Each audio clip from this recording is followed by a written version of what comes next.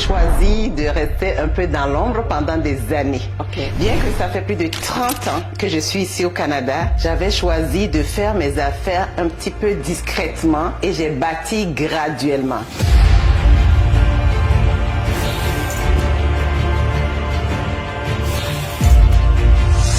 J'ai acheté il y a plus de 30 ans, je me souviens, un 4 logis. À l'époque, je l'avais acheté autour des 300 000.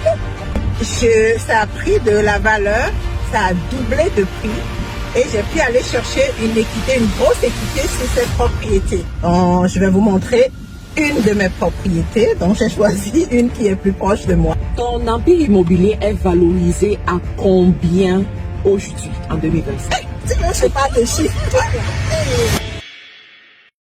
Avec l'EMFI, envoyer de l'argent depuis le Royaume-Uni, les États-Unis, le Canada et l'Europe en quelques clics, sans frais. Rejoignez des millions d'utilisateurs qui envoient au meilleur taux. Tout ça depuis votre smartphone.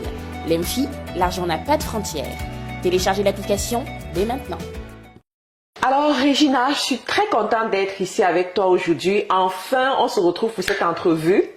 Moi aussi, c'est un grand plaisir et c'est un moment que j'attendais depuis fort longtemps. Je dis souvent aux gens, tu fais partie des 3% qui ont des résultats extraordinaires au Canada et peut-être même dans le monde parce que tes accomplissements parlent pour toi. Moi, je les connais un peu. Certainement, ceux qui vont te découvrir aujourd'hui ne les connaissent pas. Est-ce que tu peux te présenter en quelques mots, dire qui est-ce que tu es, qu'est-ce que tu fais? Bon, mais merci de l'opportunité, vraiment. Je sais que effectivement beaucoup de gens ne me connaissent pas parce que j'ai choisi de rester un peu dans l'ombre pendant des années. Okay. Bien que ça fait plus de 30 ans que je suis ici au Canada, j'avais choisi de faire mes affaires un petit peu discrètement parce qu'on dit souvent, quand tu veux réussir, sois discrète. Okay. Donc pendant des années, ça a été ma philosophie. Donc je faisais des choses, personne n'était au courant de qu'est-ce que je faisais et j'ai bâti graduellement. Qui suis-je? Tu me poses la question. Je suis Regina Ba, pour ceux qui ne me connaissent pas. Le titre dont je suis le plus fière, c'est d'être maman. Maman de 3 garde-corps que j'adore, 3 garçons que je rends grâce à Dieu, qui ont aussi excellé. Souvent les gens me complimentent en disant la pomme n'est pas tombée loin du pommier. Le deuxième titre dont je suis très fière, c'est d'être épouse. Épouse d'un magnifique mari qui m'appuie dans tout ce que je fais. Et le troisième titre, que les gens commencent à découvrir, je suis entrepreneur, investisseur, particulièrement dans le domaine immobilier. Et je le fais depuis plus de 30 ans. J'ai su bâtir tout un empire immobilier, je t'en parlerai plus tard.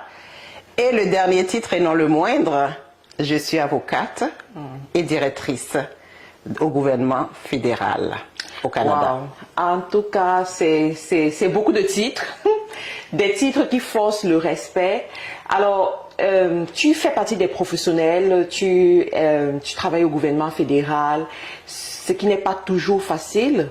D'après ton histoire que je connais un peu, tu as connu une ascension qui ne court pas les rues dans ce gouvernement-là. Est-ce que tu peux nous raconter qu'est-ce qui t'a attiré à travailler au gouvernement? Comment ça s'est passé pour que tu sois des fois surclassé, pour que tu aies des expériences extraordinaires dans ce milieu-là? Je dois avouer que moi-même, par bout, je regarde et ça me surprend.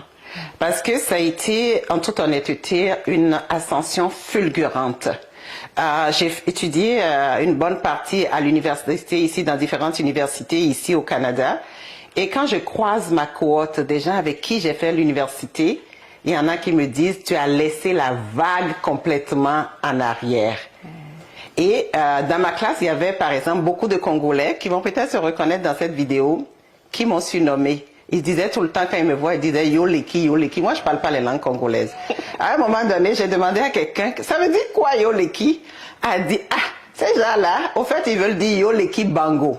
Ça veut dire, toi, tu as dépassé tout le monde.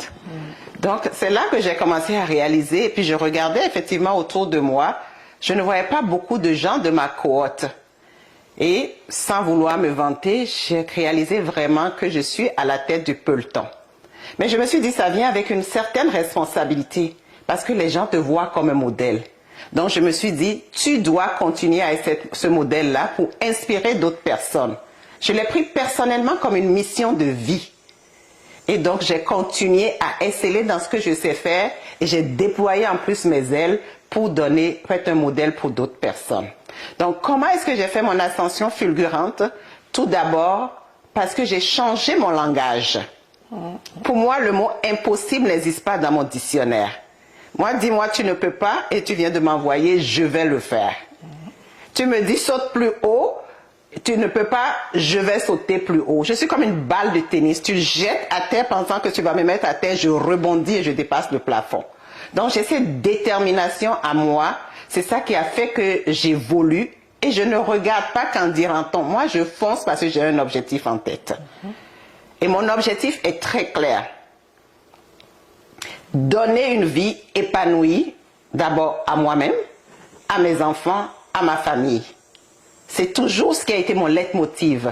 Donc, c'est ça qui me permet de me drive chaque matin que je me réveille. Donc, c'est avec cette attitude-là que j'ai pu gravir les échelons. J'ai d'abord travaillé dans le milieu communautaire. Et je me souviens très bien comme si c'était hier. Quand je postulais pour un poste, pour un organisme de la région qui s'occupait des personnes immigrantes. On me regardait. À l'époque, j'étais très jeune. Je suis rentrée ici très jeune. Quand je dis je suis ici depuis plus de 36 ans, je pense que vous devinez à peu près mon âge, mais je ne vais pas vous le dire pour les curieux. OK? Faites les calculs. Donc, faites les calculs vous-même. Et on m'avait dit tout simplement non, parce qu'on trouvait, mais qu'est-ce qu'une jeune fille pouvait venir apporter? Ils ont recruté une autre personne. Ça n'a pas marché. Au bout de quelques mois, je vois que le poste était réaffiché. Moi, je suis persévérante. J'ai réappliqué. Après 3 fois, ils se sont dit, ben, elle persévère, on va l'essayer. Dans la région ici, on va vous le dire. J'ai relevé cette organisation-là. Ceux qui savent de quoi je parle, qui me connaissent, vont pouvoir le dire, même peut-être dans les commentaires le témoigner. Une organisation solide qui a aujourd'hui plus de 35 ans, qui existe toujours. Donc, c'est la ténacité qui m'a amenée à être là, à être la directrice générale de cette organisation pendant plusieurs années. Ça, c'est un exemple parmi tant d'autres. Quand je prends un exemple du gouvernement fédéral, comment est-ce que j'ai fait mon ascension? Toujours avec la même détermination. J'étais tout d'abord dans le domaine des ressources humaines où j'ai gravi les échelons du plus bas niveau jusqu'au niveau cadre exécutif. J'ai été directrice des ressources humaines pour plusieurs ministères. Et comme si ce n'était pas assez, je me suis dit, je vais me lancer un autre défi. Et je ne le cache pas, au moment où j'ai pensé à ce défi, j'avais mon plus jeune garçon qui, je voyais, s'intéressait un peu au droit. Et je me suis dit, pourquoi pas, toi qui veux être un modèle, sois un modèle pour les gens qui pensent qu'après un certain âge, on est fini. Moi, j'ai dit non. L'âge, c'est comme de la maturité, c'est comme du bon vin. Plus tu vieillis, mais plus que le goût est bon, plus que tu as quelque chose à donner. Donc, après plus de 45 ans d'âge, j'ai décidé de retourner à l'université. En même temps que mes propres enfants, parce que j'avais en tête, je me suis dit, mon plus jeune va terminer en droit, je vais terminer en droit, on aura un beau cabinet qu'on va appeler les mètres carrés. Ça veut dire 2 mètres, 2 avocats si vous préférez. Wow. Donc, c'était mon ambition. À l'université, les gens m'appelaient, la personne âgée à l'université et tout. Moi, je ne me les regardais pas. Je sais qu'est-ce qui me motive et pourquoi je suis là. Aujourd'hui, je dis avec fierté, mon fils est aussi mon collègue. Nous deux, nous sommes avocats. Et ces personnes-là qui m'appelaient maman, personne âgée à l'université, il y en a d'autres que j'ai recrutées. Donc, moi, je savais où je m'en vais. Je m'arrête ici pour parler à quelqu'un qui pense que parce qu'on a un certain âge, qu'on est fini, que nos rêves, on ne peut plus les avoir. Non. Si tu es capable de dormir, tu es capable de rêver. Si tu es capable de voir des objectifs forts, tu es capable de les atteindre. Tout ce que ça prend, tu l'as déjà. C'est ta détermination inébranlable, no matter what. Je continue. Okay. Donc, c'est comme ça que je suis devenue avocate. Et comme je l'ai mentionné plus tôt, j'étais déjà au cadre à la fonction publique.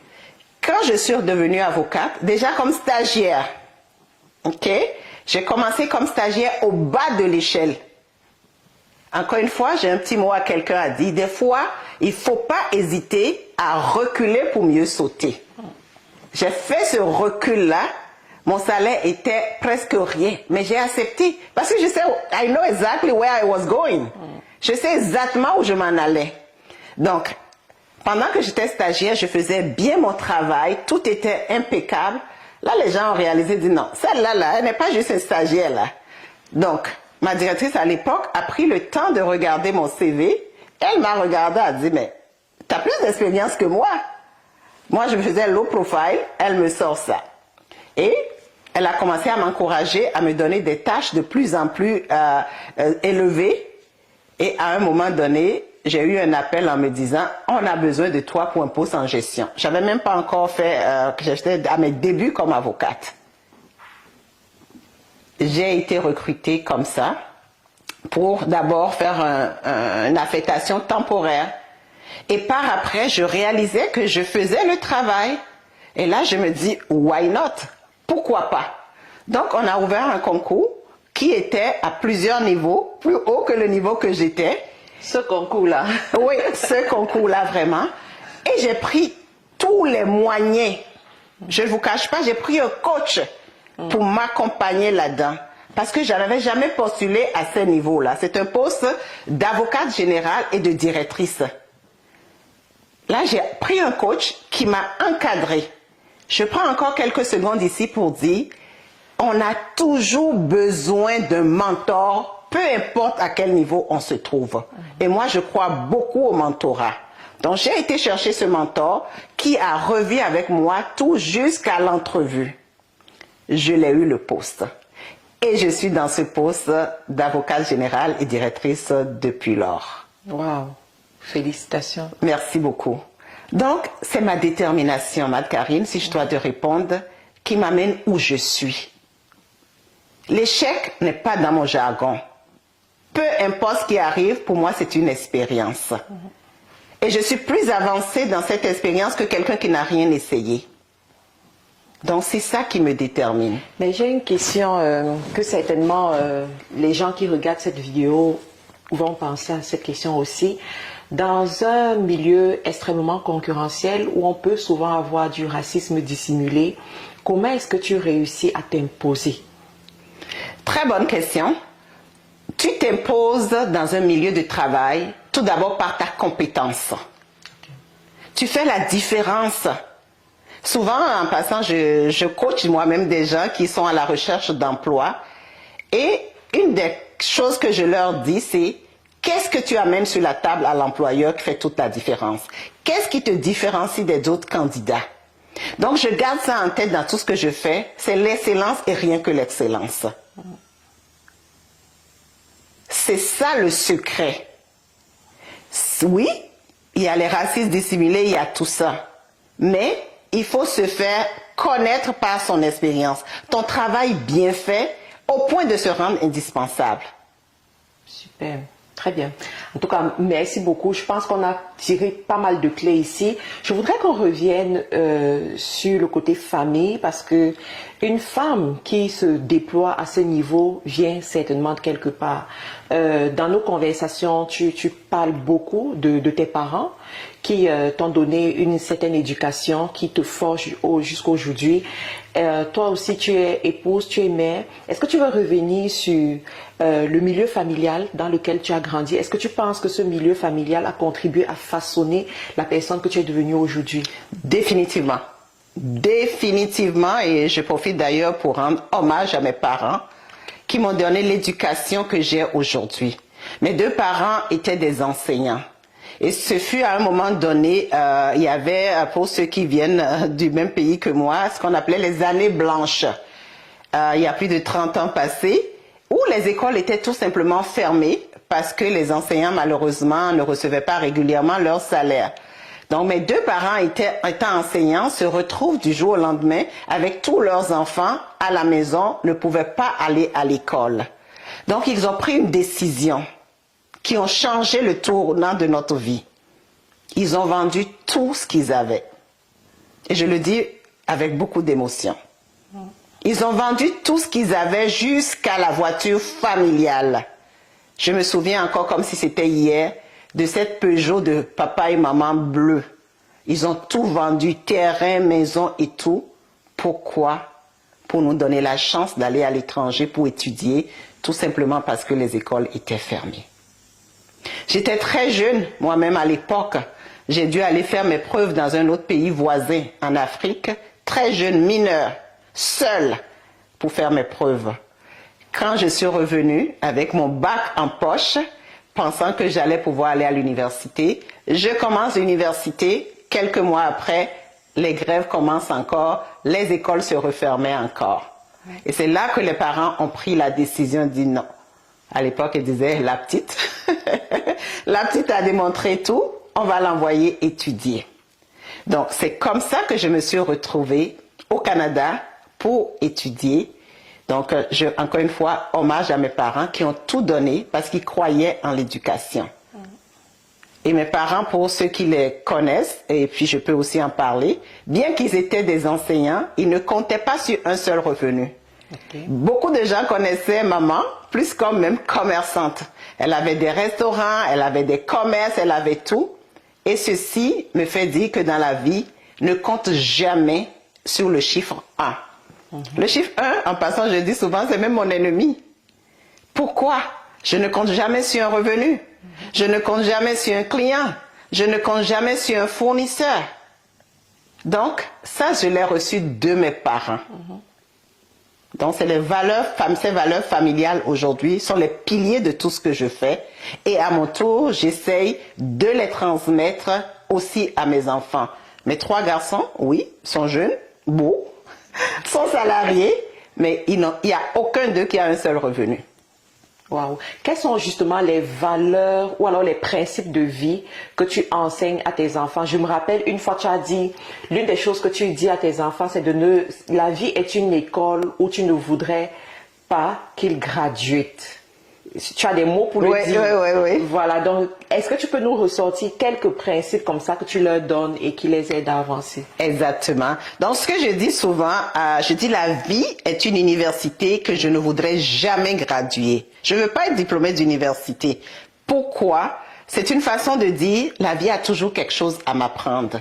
J'ai toujours quelque chose à apprendre et chaque jour, je veux être meilleure que la journée d'avant.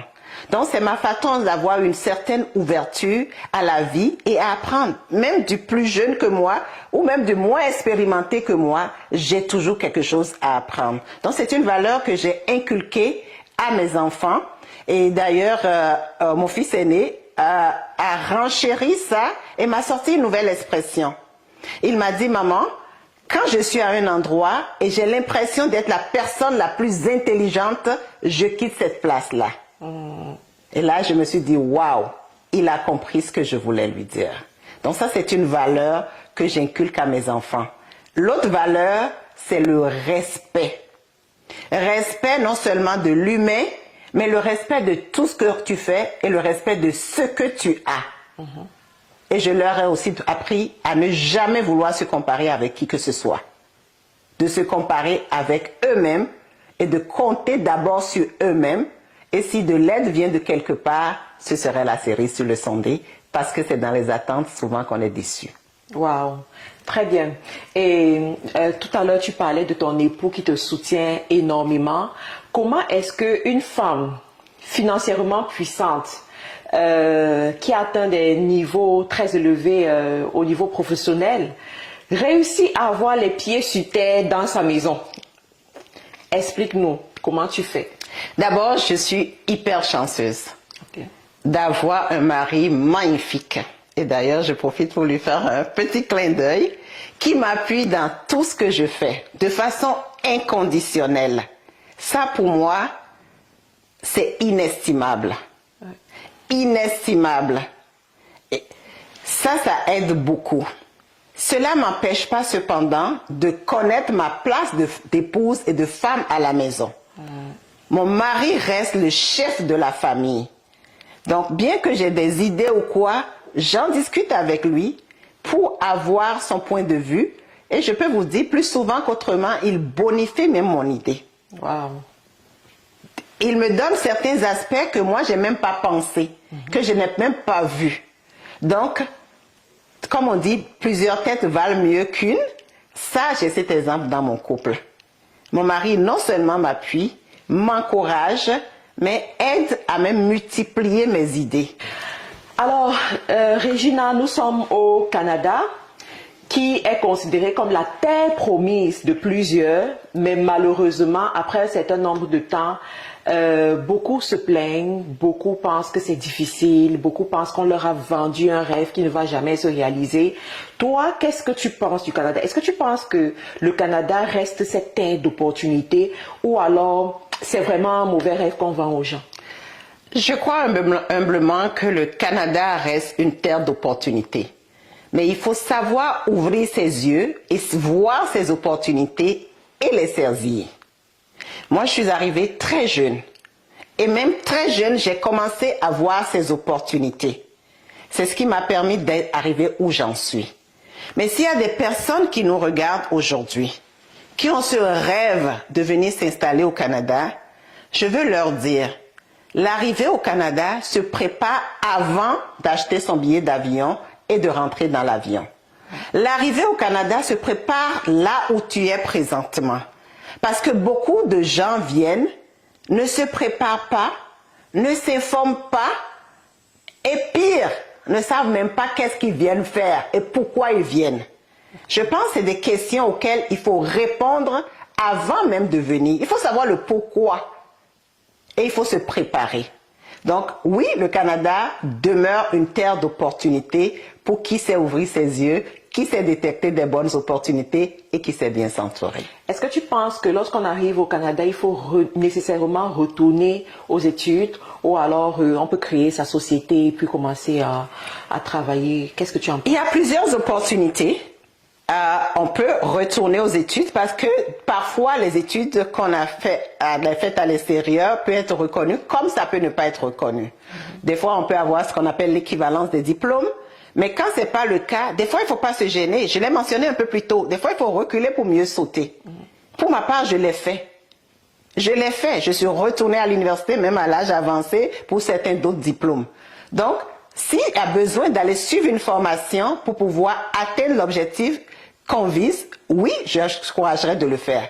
Ce que je découragerais par contre de faire, c'est devenir un étudiant professionnel. C'est-à-dire diplôme après diplôme, et que s'il y avait un diplôme après le doctorat, on va aller chercher. Non. Le Canada est un pays qui valorise beaucoup l'expérience du travail. L'accumulation de diplôme après diplôme, là, on connaît, c'est comme ça marche en Afrique, parce que tout le monde veut être appelé docteur. Mais au Canada, on valorise l'expérience du travail. Donc, ça c'est un cas. L'entrepreneuriat, il y a beaucoup d'opportunités d'entrepreneuriat ici aussi au Canada. Donc, quelqu'un peut décider d'aller directement dans la branche de l'entrepreneuriat. Et ce qui est encore plus intéressant, l'un n'exclut pas l'autre. Tu peux être aux études, tu peux être en train d'entreprendre, tu peux même être salarié. Tout ça peut se faire ensemble. J'en suis un exemple vivant. À un moment donné de ma vie, j'ai fait tout ça en même temps. Ok. Tu as parlé d'avoir plusieurs sources de revenus, tu en as. Est-ce qu'on peut revenir sur les sources de revenus que tu as eu à mettre sur pied? Je me rappelle une fois, tu as parlé des garderies que tu avais ouvertes pour tes parents, effectivement. Est-ce que tu peux revenir sur cette expérience, s'il te plaît? Oui, il y a quelques années, quand mes parents sont venus, mes parents sont restés ici au Canada pendant plusieurs années. Et ils étaient déjà à la retraite avant de venir. Donc, vous devinez à peu près vers quel âge. Mais je ne voulais pas qu'ils s'ennuient. Parce que rendu à un certain âge, l'inactivité aussi rend malade. Je ne voulais pas que mes parents tombent dans ce piège-là. Et je connaissais l'amour que mes parents avaient pour les enfants. Et je savais aussi qu'il y avait cette opportunité dans la région où j'habite, la région de l'Outaouais, au Québec, qui avait beaucoup de demandes en garderie, des pénuries. Parce que quand tu appelais une garderie pour mettre ton enfant, on te mettait sur une liste d'attente qui pouvait à l'époque aller jusqu'à 2 ans avant d'avoir une place. Jusqu'à aujourd'hui. Hein. Ah ben tiens, donc jusqu'à aujourd'hui. Donc tout de suite je me suis dit, il y a une opportunité d'affaires à faire là. J'ai dit, je vais la saisir. Donc j'ai acheté une maison, j'ai tout aménagé comme une garderie où mes 2 parents ont travaillé et accueillaient chaque jour des enfants. Les parents qui amenaient leurs enfants ont beaucoup adoré parce que mes parents s'occupaient des enfants comme si c'était leurs petits-enfants. Donc, ils ont donné cette touche spéciale à leur garderie et ils ont travaillé là-dedans pendant des années. Donc, c'était une belle source de revenus en demande. Donc, ça en est un. J'ai eu à travailler avec d'autres sources de revenus. L'immobilier, par exemple, revenus passifs. Donc, j'achète des immeubles, je les loue et je reçois des revenus de location. Et ça, je continue encore de le faire jusqu'à aujourd'hui, puis j'ai pas fini de le faire. En tout cas, deuxième partie où on aura la masterclass sur l'investissement immobilier au Canada.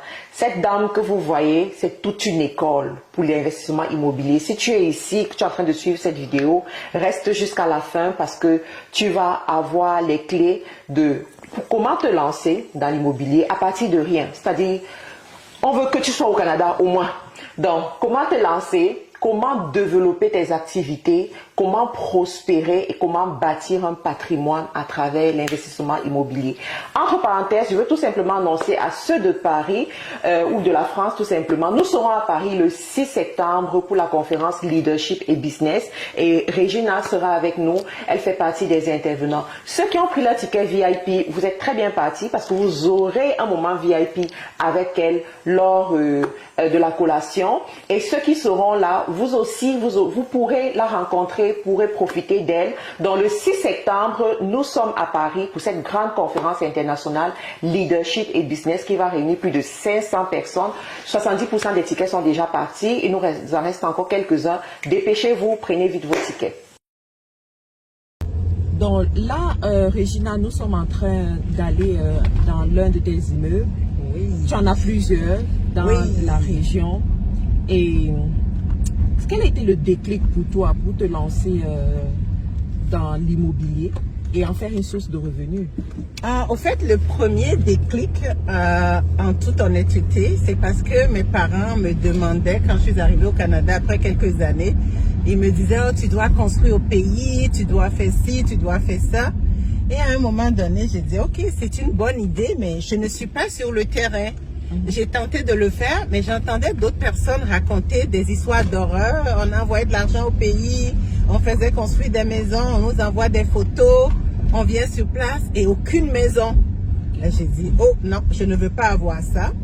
Donc, j'ai décidé alors d'acheter quelque chose ici. Et l'idée, c'était de le revendre et à un moment donné, de passer 6 mois en Afrique pour construire là-bas. C'était ça le déclic au début. J'ai acheté, il y a plus de 30 ans, je me souviens, un 4 logis, donc un immeuble avec 4 appartements. Et à peine 2 ou 3 ans après, l'immeuble a été évalué à plus que du double du prix.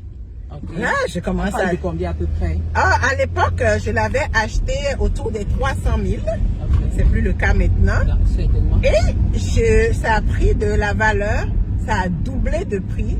Et j'ai pu aller chercher une équité, une grosse équité sur cette propriété. Avec cette équité, j'ai remboursé mes dettes personnelles, y compris mon hypothèque de ma résidence personnelle, mon prêt de voiture et tout ça. Et je suis devenue libre de dettes personnelles. Oui, ça veut dire que tu n'as plus d'hypothèque sur ta résidence principale? Non, zéro. Zéro, zéro, zéro. Donc, ça m'a aidé à être libre financièrement par rapport à ma résidence. Donc, j'ai dit, waouh, c'est intéressant l'immobilier. Donc, j'ai décidé, après avoir vendu ça, il me restait encore, après avoir payé mes dettes, il me restait un peu de liquidité. J'ai commencé à en acheter d'autres. Et comme je vous ai dit, je suis une femme, j'aime avoir des objectifs. Je me suis dit, à chaque 2 ans, je dois acheter un nouvel immeuble. Mais croyez-moi, c'est rendu à chaque année. Et même chaque année, j'en achetais plusieurs. Parce que je me suis formée, je me suis informée, je me suis entourée de personnes et je commençais à comprendre comment ça marche. Donc, c'est comme ça que j'ai bâti tranquillement mon empire immobilier. Ton empire immobilier est valorisé à combien aujourd'hui, en 2025? Hey, tu veux, je parle de chiffres, toi là. Hey, je sais que Marie-Karine n'a pas fait de chiffres. Nous, on aime les chiffres. Mais je veux, sans vouloir dévoiler au complet, on parle en dizaines de millions. Waouh! C'est ce que je peux donner comme indice. Bon, elle est très modeste. Je vous assure, elle est très modeste. Mais vous pouvez comprendre que ici on parle de chiffres très importants. Mais moi j'ai une question que je veux te poser. Comment est-ce que tu fais pour acheter chaque année? À chaque année, tu achètes un nouveau bien. Oui, quand j'ai acheté le premier bien, j'ai une expression que ceux que j'accompagne en investissement immobilier connaissent. Je dis, l'immeuble doit faire des bébés. Donc, quand j'achète un bien immobilier, je m'assure déjà de la rentabilité à l'achat ou du potentiel de rentabilité d'optimisation. Donc, ça, c'est une clé. Une fois que je rentabilise, je choisis l'immeuble. Chaque année, normalement, il y a des augmentations de loyer et tout ça. Ça aide. L'immeuble aussi prend de la valeur. Donc, je vais chercher l'équité qui assure cette propriété. Je ne laisse jamais l'argent dormir. Est-ce que tu cherches l'équité après 1 an? Généralement, 2-3 ans. Okay. Parce que ça, il faut savoir, il a peine d'avoir quelque chose de consistant oui. Pour me permettre d'investir dans un autre immeuble. Okay. Donc, autour de 3 ans, généralement. Très bien. Sauf que tu en as plusieurs. Donc, pendant que l'autre est en train de prendre la valeur, l'autre a déjà atteint un certain niveau. Exactement. Tu as tout compris. Donc, c'est un petit peu comme ça que je réussis à acheter chaque année un nouvel immeuble. Donc, c'est un peu ça mon secret. Donc, chaque immeuble que je possède, je peux vous dire, a un bébé au moins quelque part. Et donc, c'est comme ça. Mais je veux savoir, comment est-ce que tu t'es constitué ta première mise de fonds pour te lancer? Parce que ça prend quand même d'avoir une mise de fonds. Au Canada, je ne sais pas si à cette époque-là, avec 5%, tu pouvais acquérir ta résidence comme ça se fait aujourd'hui. Mais après avoir acquéri ta première résidence principale, lorsque tu dois acquérir un autre bien que tu vas mettre en location, par exemple, je crois que le taux augmente en fait. La valeur de la mise de fonds augmente. Oui. Ça quitte de 5% peut-être à 20%. Exactement. Alors, comment est-ce que tu as fait pour avoir ta mise D'abord, ce qu'il faut savoir, ici au Canada, il y a un concept qu'on appelle le concept de résidence principale. Oui. Et toute autre résidence, on les appelle des résidences secondaires. Donc, c'est pour des fins fiscales qu'il y a cette distinction. Donc, généralement, la majorité des gens, la résidence où ils habitent, c'est ça qui est considéré comme la résidence principale. Pour ma part, comment est-ce que j'ai eu la première mise de fonds? J'ai commencé par la résidence principale et ça a pris aussi de l'équité. J'ai été chercher l'équité sur ma résidence principale. Parce que généralement, tu as des gourous de l'immobilier qui te disent non, n'achète pas d'abord ta résidence principale, investis d'abord avant d'acheter ta résidence. Donc toi, tu es d'une autre école alors? Pas exactement. Ça, c'est quand j'avais commencé. Aujourd'hui, fort de mes plus de 30 années d'expérience, si je devais recommencer, je ferais comme un peu ces gourous dont tu parles. Je commencerai par un immeuble locatif. Parce qu'ici au Canada, tu peux acheter jusqu'à un immeuble comportant jusqu'à 4 appartements en étant propriétaire occupant. Donc, on ne se le cache pas, on laisse les locataires payer notre hypothèque pour nous pendant qu'on s'accumule des revenus. Et à un moment donné, on peut se permettre d'acheter la belle grosse maison et parfois cash. Wow. On revient sur ta mise de fonds. Donc, c'est comme ça que j'ai eu la mise de fonds. Donc, en allant chercher de l'équité à l'époque sur ma résidence principale. Donc, voilà. Et j'avais aussi un peu d'épargne que j'avais aussi. Donc, ne sous-estimez pas vos épargnes. Au moment où je faisais ça en passant, j'étais étudiante. Étudiante et mes petites épargnes aussi ont contribué à ça. Donc ne sous-estimez jamais les petites épargnes. Waouh. Ça c'est très enrichissant. On y est presque. Oui, on y est presque. Donc je vais vous montrer une de mes propriétés. Donc j'ai choisi une qui est plus proche de moi, tout simplement. C'est quoi l'histoire de cette propriété? Cette propriété, je l'ai achetée déjà, ça fait peut-être une dizaine d'années. C'est quand je l'ai visité, tout de suite je me suis dit, ça avait un beau potentiel. C'est un immeuble, on va pas rentrer là-dedans, on va rester à l'extérieur par respect pour les locataires parce que tous les appartements sont occupés. C'est un immeuble où chaque appartement a 3 chambres à coucher. Wow. Et c'est pas loin des arrêts d'autobus. Et un autobus t'amène directement au centre-ville d'Ottawa proche de l'université, c'est-à-dire les étudiants aiment bien le coin. Donc tout de suite, qu'est-ce que vous pensez que j'ai fait? Moi, je le loue plus à des étudiants. Donc je les loue chambre par chambre. Oh! Voilà. Donc c'est la petite histoire de cet immeuble. Et on le voit, c'est l'immeuble gris ici qu'on voit sur le côté. Et avec l'immeuble gris ici. Donc ça c'est une de mes propriétés. Je suis en train de stationner. Donc c'est l'immeuble ici. Donc voilà son histoire, sa petite histoire. Super. On va descendre. Parfait, on descend.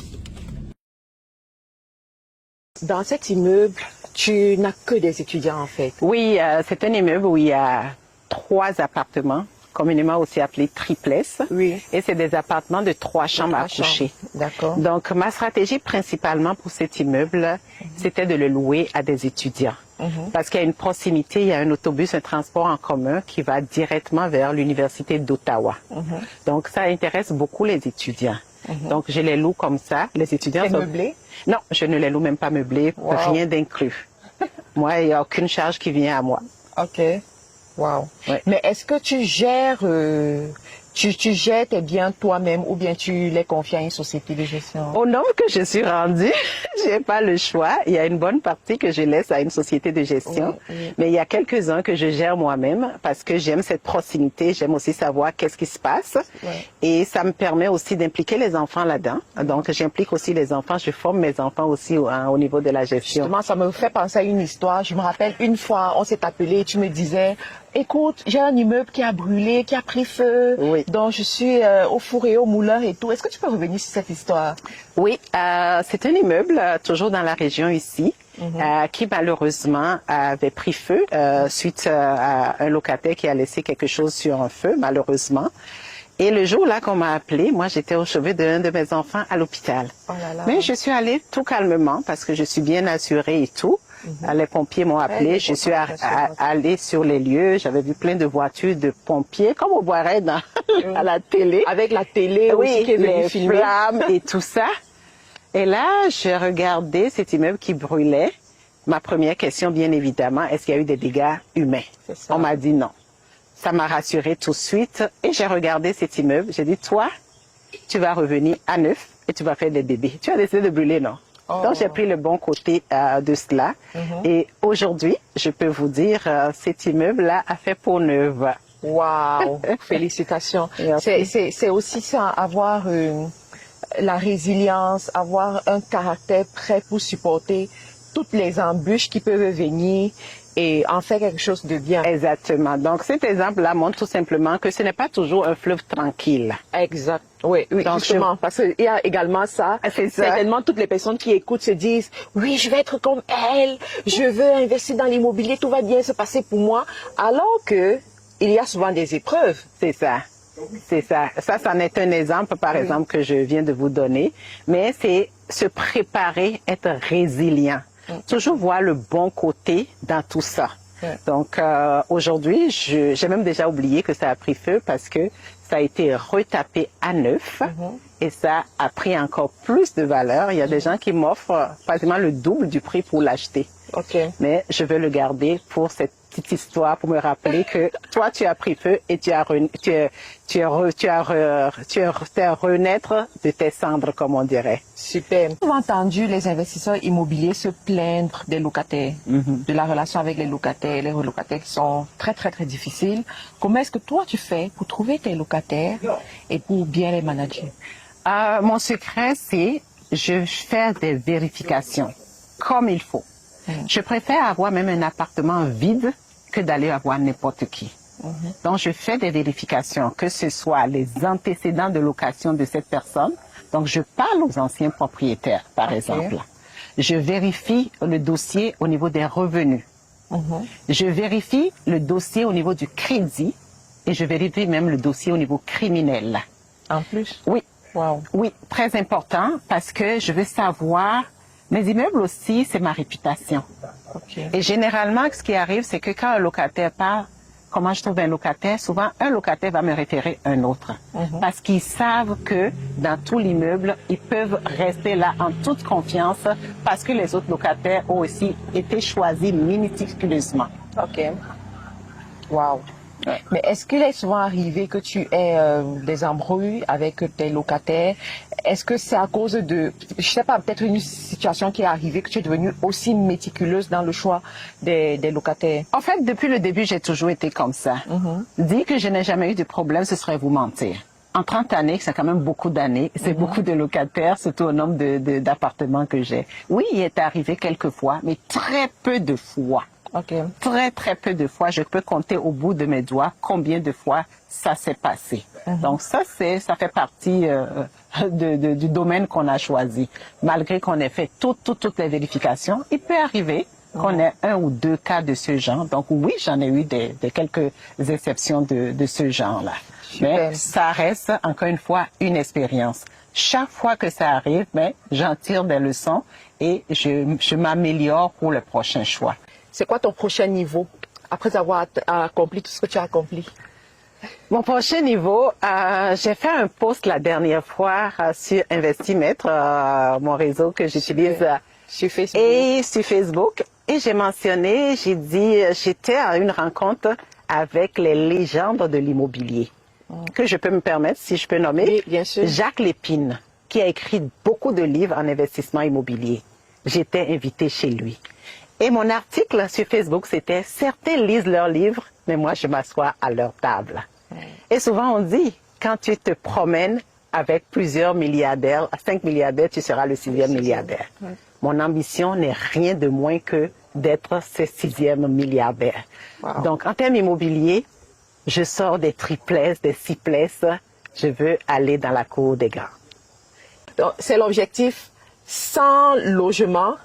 Tu as dit? Exactement. Je cherche maintenant à investir dans des gros immeubles qui ont minimalement 100 logements. Wow, félicitations. Merci. Et j'espère que tu reviendras sur la chaîne pour nous dire comment ça va, comment ça évolue et nous donner aussi des stratégies pour réussir. Vous pouvez compter sur moi parce que moi, je dis toujours, ma lumière n'éteint pas la lumière des autres, elle éclaire le chemin pour les autres. Donc, je vais éclairer pour que d'autres aussi puissent jouir de l'indépendance financière. Et tu vas bien éclairer à Paris. Oui. Le 6 septembre. Le 6 septembre à Paris. Vous n'avez même pas d'idée. Je vais faire exploser la scène. Si vous voulez savoir les secrets, ce qui m'amène à aborder tout le temps ce beau sourire, cette confiance, cette détermination, soyez là. Vous ne voulez pas la manquer. C'est une opportunité, une occasion unique. Si vous l'aurez manqué, mais le train serait passé. Donc, mais je compte sur vous. J'ai hâte de vous voir en personne. Nous vous donnons rendez-vous ce 6 septembre 2025 à l'hôtel Marriott, situé en plein cœur de Paris pour une conférence exceptionnelle sur le leadership et le business. Nous aurons le plaisir d'accueillir des leaders d'opinion tels que Marthe Karinjakou, Neddy Sonia, des conférenciers influents, des entrepreneurs visionnaires qui partageront leurs stratégies, leurs expériences et leurs perspectives sur l'avenir du business. Au programme, des panels inspirants, des ateliers interactifs et des opportunités de réseautage inestimables. Rejoignez-nous pour explorer les tendances actuelles en matière de leadership, découvrir des stratégies innovantes et échanger avec des experts de renom. Réservez votre place dès maintenant et préparez-vous à transformer votre vision du leadership.